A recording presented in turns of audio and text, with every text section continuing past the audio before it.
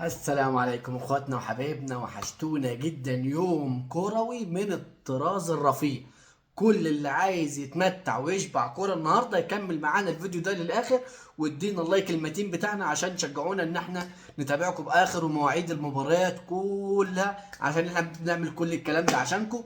هنبدا اكيد هنبدا بالنادي الاهلي اللي للاسف ماتشه مش النهارده، وده الكويس ان الاهلي حاطينه في يوم لوحده عشان نستمتع على قد ما نقدر بنادينا اللي احنا بنحبه وبنشجعه. الاهلي هيلعب بكره مع الجيش الملكي في الجوله السادسه والاخيره من دور المجموعات في دوري ابطال افريقيا، الساعة 7 بتوقيت الأردن، 6 بتوقيت مصر. وأنا كل مرة بأكد عشان الناس بتبعت لي على رسائل الصفحة على موضوع المواعيد. يا جماعة إحنا بنقول 7 بتوقيت الأردن، 6 بتوقيت مصر، عشان في فرق ساعة بالظبط. المباراة هتكون في القاهرة إن شاء الله على ملعب القاهرة بالساعة الكاملة، وده حاجة ما حصلتش من زمان الزمان إن إحنا ناخد الساعة الكاملة. كان الكلام اللي قلناه قبل كده إن هم 50,000، لا، الأمن إن شاء الله إدانا الساعة الكاملة لاستاد القاهره. يعني الاستاد بكره هيكون فل.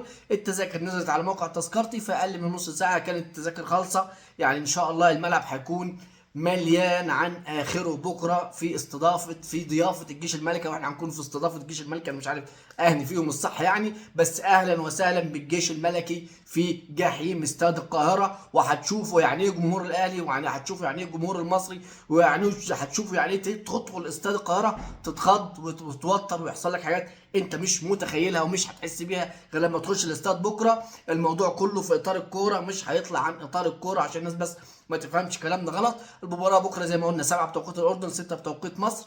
الملعب الساعه الكامله في استاد القاهره على بين سبورت 2. ومن حظنا ان هم حاطين خليل بلوشي على التعليق المباراه دي ان شاء الله. الاهلي المجموعه برضه مقاربه. الاهلي عنده 9 نقاط، الجيش الملكي عنده 8 نقاط، يانج افريكانز عنده 7 نقاط. الجيش الملكي لازم يتعادل او يفوز عشان يصعد، لان اي نتيجه تانية هتكون في صالح يانج افريكانز اللي هيلعبوا بكره معانا في نفس التوقيت.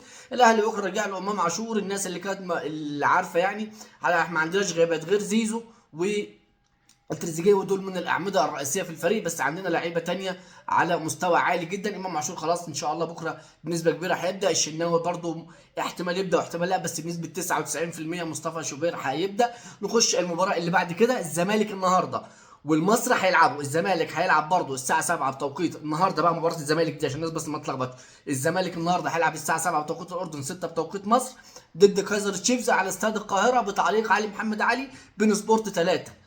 ده بالنسبه لمباراه الزمالك. الزمالك النهارده لازم يكسب باي طريقه كايزر تشيفز. الزمالك عنده 8 نقاط، كايزر تشيفز عنده 10 نقاط. المباراه اللي معاهم في نفس المجموعه مباراه المصري وزيسكو الزامبي. المصري عنده 7 نقاط وزيسكو عنده 6 نقاط، وهيكون في نفس التوقيت بتاع مباراه الزمالك. المباراه هتكون على بين سبورت 5، وهتكون بتعليق محمد فوزي على استاد السويس. المجموعه دي مكعبله كده في بعضها. اللي هيفوز النهارده هو هيصعد ايا كان. يعني الزمالك فاز هيصعد، كايزر فاز هيصعد، المصري فاز هيصعد. لان الفرقتين اللي هيخسروا النهارده اذا كان في حد هيخسر هيخرج مباشره. بقى في اي نوع من انواع التعادل انا مش عارف بقى الدنيا هتبقى ماشيه ازاي، واللي هياخدوها هم بالاهداف ولا بالمواجهات المباشره. لان الزمالك زي احنا ما قلنا 8، كايزر تشيفز عنده 10، المصري عنده 7، زيسكو الزامبي عنده 5. فالدنيا عنده 6، يا رب سوري اسف، ولا 5. فالدنيا مكعبله جدا في المجموعه دي.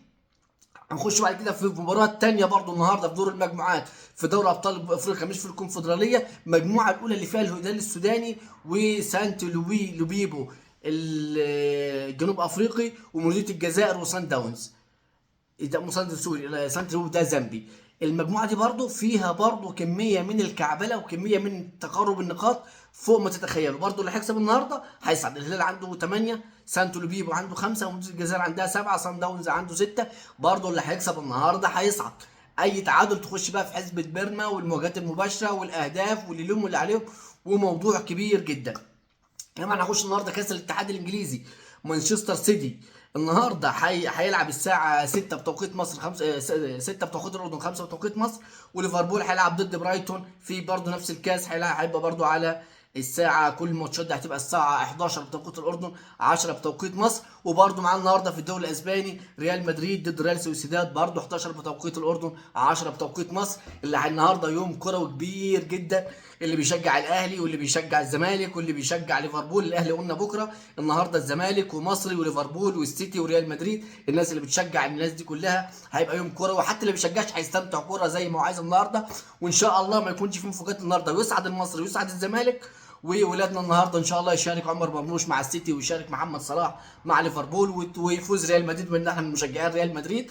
اخواتنا وحبايبنا ادعمونا بلايك وشير عشان نوصل لاكبر فيديو عدد من الناس. والف شكر على الدعم اللي بقاله يومين ثلاثه على الصفحه، وشكرا جدا لكل الناس اللي بتدعمنا بلايك والناس اللي بتعمل متابعات. شكر جزيل لكل الناس اللي موجوده معانا على الصفحه. سلام.